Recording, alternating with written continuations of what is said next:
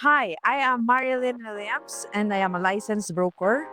Now we're going to picture another 330 square meter lot here at La Prairie subdivision here in Alfonso, Cavite. This project developed by Santa Lucia Realty and Development, and this has a good community already. Marami ng houses, marami ng resident na nagstay dito. So let's see the property. But before that, before we proceed, I want to invite you to like, share, comment on the button below. Alright, so now, nakapasok na tayo sa guard. We're here now at La Prairie Subdivision. Nandito na tayo sa main road. This is the Marigold Avenue, no? This is just a small community. This place offer you good vibes, good ambience, no? Very quiet subdivision as well here in Metro Tagaytay area.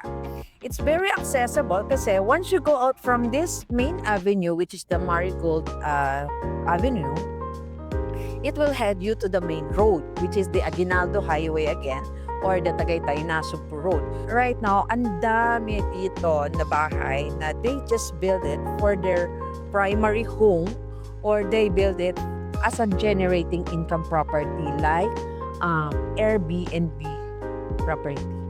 So marami rin dito yung mga nag-i-stay na since Alfonso is known for wedding venue, wedding places, no? So marami ang nag-i-stay dito na nag-a-attend ng mga event. So kaya La Prairie is now known for a staycation places here in Metro Tagaytay. Anyway, we're here now in clubhouse area. Let's picture. That is the small community clubhouse. So, pag nandito ka kay La Prairie, hindi ka rin maiinip kasi may mga amenities din naman tayo dito na pwedeng i-enjoy ng ating mga homeowners, no? Alright, so we're heading now to the lot na ating issue-showcase, which is the 330 square meter property. Ito ang property na ipapakita namin sa inyo.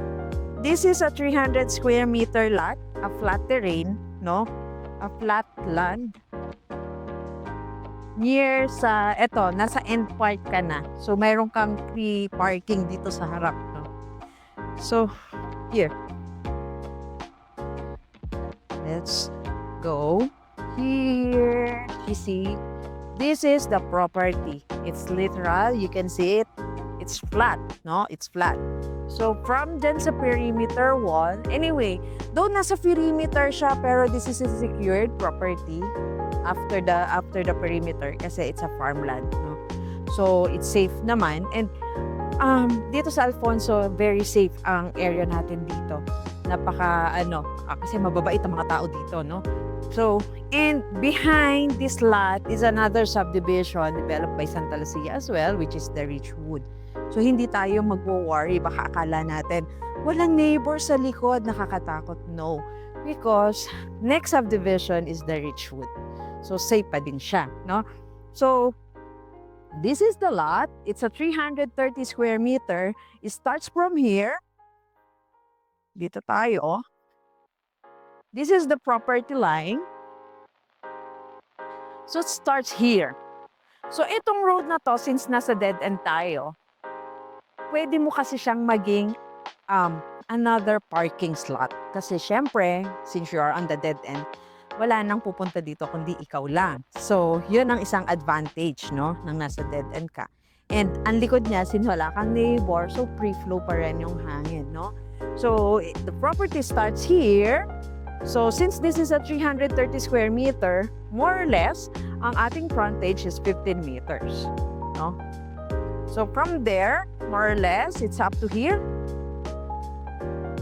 Yeah. So, up to here, and then going that point and going that on the corner, the other side. One good thing with this lot, no? Dito pa lang, ang makikita mo puro greens. no? But once you go up higher on your second floor, you can enjoy the view of Mount Talamitam, the bundok behind. And in this lot, actually, ito yung hinahanap ko na lot. Kasi, during the afternoon, dito mo mai-enjoy yung sunset vibe. Kasi, ito yung area wherein makikita mo talaga yung napakagandang sunset. Especially during this time nung season, during this time ng year, no? Ang ganda ng sunset dito, no? So, yun yung mai-enjoy mo dito sa lote na to. Okay. So, if you're gonna like this property, you can call us or you can message us anytime here in our office at Penway Common, Tagaytay Nasugbu Road, Luksuhin, Alfonso, Cavite. Or you can just make a message and we will get in touch with you. That's for now. Thank you.